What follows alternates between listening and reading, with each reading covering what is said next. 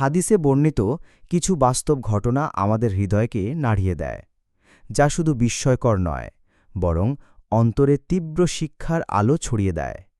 সেই সব ঘটনার অন্যতম একটি হল এক ক্ষমতাবান বাদশার এমন আত্মত্যাগ, যা ক্ষমতার শিখরে থেকেও তাকে বানিয়ে তোলে এক নিঃস্ব অথচ আত্মার দিক থেকে পরিপূর্ণ আরেফে ইলাহি।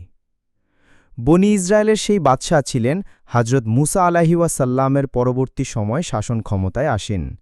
তার চারপাশে ছিল রাজকীয় বাহার, অসংখ্য অনুচর ও অগাধ বিত্তসম্পদ। তার নির্দেশে কাঁপত রাজ্য, মাথা নোয়াত প্রজারা। কিন্তু এক চাঁদনি রাতে, যখন নীরব বাইতুল মুকাদ্দাস মসজিদের ছাদে দাঁড়িয়ে তিনি নামাজে লিপ্ত ছিলেন, হঠাৎ করে তার হৃদয়ে জাগে তীব্র এক প্রশ্ন: এই রাজ্য, এই জৌলুস কি অনন্তকাল থাকবে? এই ক্ষমতা কি একদিন ফুরিয়ে যাবে না?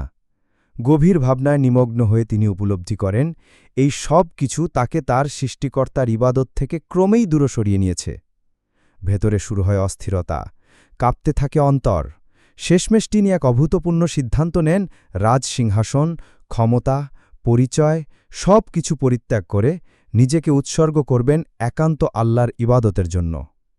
এক গভীর রাতে, কাউকে কিছু না জানিয়ে একটি রশির সাহায্যে তিনি মসজিদের ছাদ থেকে নিচে নেমে আসেন। ভোরবেলা মসজিদে দেখা গেল রশি কি এখনও ঝুলছে, কিন্তু তিনি আর সেখানে নেই। চলতে চলতে তিনি সমুদ্রের কোল ঘেঁষা এক অজানা স্থানে গিয়ে পৌঁছালেন। সেখানে দেখতে পেলেন একদল শ্রমিক কাদামাটি গিয়ে ইট বানাচ্ছে। তিনি জিজ্ঞেস করলেন, তোমরা কিভাবে জীবনযাপন করো? শ্রমিকেরা উত্তর দিল, আমরা পরিশ্রম করি, সেই মজুরি দিয়ে খাই এবং জীবন চালাই। তিনি সঙ্গে সঙ্গে তাদের সঙ্গে কাজ শুরু করলেন। সারাদিন কষ্ট করে ইট বানাতেন, সন্ধ্যায় নিজের রোজগার দিয়ে খাদ্য কিনতেন, কিছু অংশ দান করতেন, আর নামাজের সময় একাগ্র চিত্তে লিপ্ত হতেন ইবাদাতে।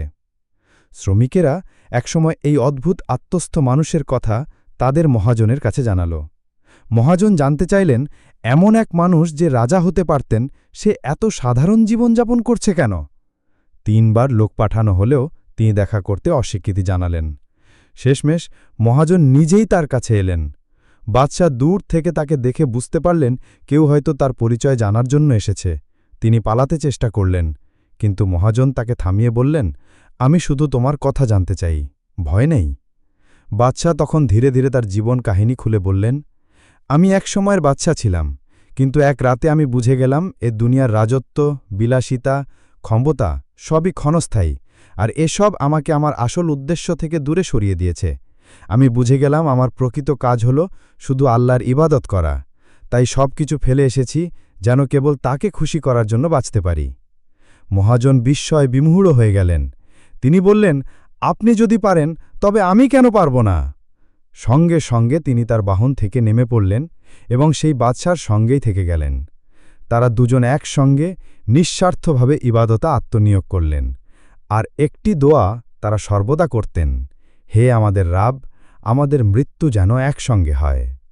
আল্লাহ তাদের সেই প্রার্থনা কবুল করলেন।